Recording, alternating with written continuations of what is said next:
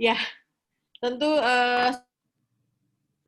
berdebar-debar melihat perkembangan COVID-19 yang ada di Indonesia, dan suka tidak suka kita harus mengakui bahwa kondisi pariwisata saat ini sangat tidak baik. Namun kita menggarisbawahi bahwa dalam kondisi apapun promosi harus tetap berjalan, namun memang harus menyesuaikan berbagai hal. Nah, siang hari ini pada edisi tourism webinar yang ketiga ini terkait dengan marketing digital di masa pandemi, saya mendapatkan satu tema yang diberikan oleh panitia. Salah satunya adalah bagaimana menggunakan foto untuk melakukan promosi pariwisata. Nah, sebagai judulnya memang saya agak keluar dari tema yang diberikan, yaitu kreatif konten for tourism marketing. Karena bagaimanapun ketika kita akan berbicara foto, kita tidak bisa lepas dari yang namanya konten kreatif. Baik, mungkin perkenalan juga kepada Bapak dan Ibu yang mungkin tadi belum sempat menyimak juga. Saya biasa dipanggil Khadijah atau Mbak J. Saat ini saya sebagai Ketua Umum Generasi Pesona Indonesia Nasional atau Genpinas, dan tentu Bapak dan Ibu, harapan saya memang sudah tahu apa itu Genpi, termasuk di Jawa Barat sampai ke kabupaten kota. Nampaknya Genpi juga sangat banyak anggotanya, dan alhamdulillah ini adalah tahun kelima kami dalam mengawal komunitas ini untuk turut berpartisipasi dalam mempromosikan pariwisata Indonesia. Untuk sosial media officialnya kami ada di GNP Indonesia dan wonderful.indonesiaku. Dan untuk website nanti Bapak dan Ibu bisa cek juga. Di situ kami mengumpulkan bank data terkait dengan destinasi dan ekonomi kreatif ada di www.gnp.id. Nah, materi siang ini saya akan memulai dari sini. Nampaknya memang kita harus sepakat dulu bahwa komunikasi bukan hanya menyampaikan informasi, khususnya di pariwisata, tapi ini adalah membentuk persepsi publik terkait dengan pariwisata. Baik di kondisi pandemi seperti ini, suka tidak suka memang persepsi menjadi sangat penting. Banyak industri yang sudah sangat kembang kempis juga, yang sudah sangat merasakan efek dari pandemi ini, namun juga saat ini sudah banyak yang mulai bangkit juga dengan protokol new normal atau tatanan kehidupan baru. Tapi sejauh mana sih sebetulnya pariwisata ini sudah aman untuk dijelajahi? Ini menjadi satu tanda tanya besar bagi kita semua. Namun yang tidak boleh untuk tidak dilakukan adalah kita tetap harus menjaga komunikasi, intensitas komunikasi, dan juga tidak boleh berhenti untuk melakukan promosi. Nah, selama masa pandemi ini kira-kira bagaimana Bapak dan Ibu dalam melakukan promosi? Ini menjadi sangat menarik untuk kita kaji begitu. Nah, suka tidak suka saat ini kita memang harus sudah ada pada ranah kreatif tourism. Nah, apalagi kebijakan yang terbaru di mana pariwisata dan aircraft menjadi satu irisan yang sudah tidak bisa dipisahkan, dan akhirnya juga kita juga harus bersikap kreatif juga dalam membuat sebuah materi promosi. Mungkin kita memaknai sebagai kreatif tourism ini sangat beragam, tapi ketika kita bicara tentang konten, kreativitas ini apa sih yang sebetulnya yang menentukan apakah kita sebagai autor atau bahkan sebagai autor kita juga harus melihat selera pasar.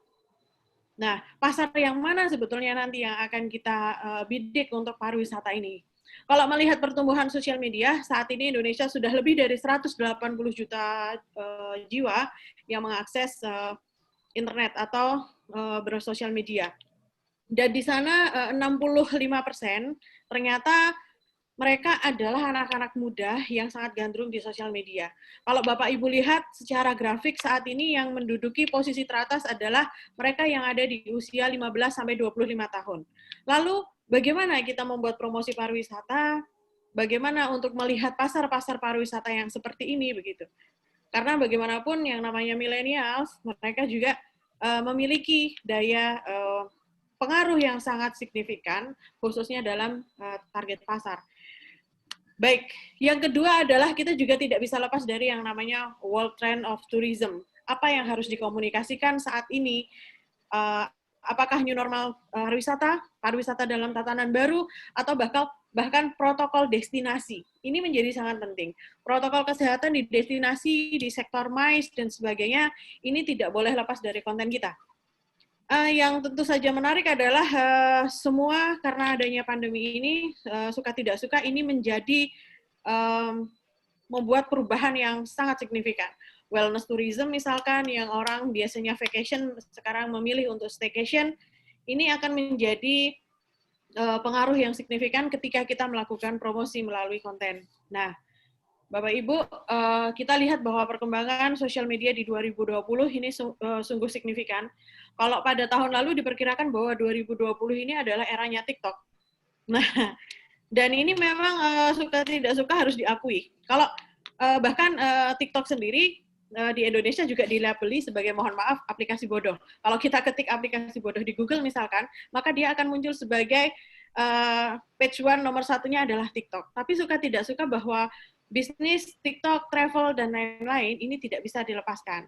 Yang kedua, bagaimanapun millennials mencari atau bahkan orang yang akan berwisata saat ini mencari referensinya adalah by social media. Nah, lalu berada di mana kita? Nah, ini menjadi satu pertanyaan. Apakah kita sudah hadir melalui konten-konten yang kreatif, konten-konten untuk menyapa pasar kita? Ini menjadi satu tanda tanya besar dan memang harus dipenuhi. Nah, ini adalah salah satu contoh bagaimana milenial meredefining the travel industry. Jadi melalui Instagram, suka tidak suka, semuanya menjadi sangat menyesuaikan dengan selera pasar. Nah, baik Bapak Ibu, saya punya sedikit rumus untuk kita pegang bersama ketika kita bicara tentang konten, baik itu konten yang sifatnya adalah 2 dimensi atau foto, atau bahkan yang 3 dimensi atau video.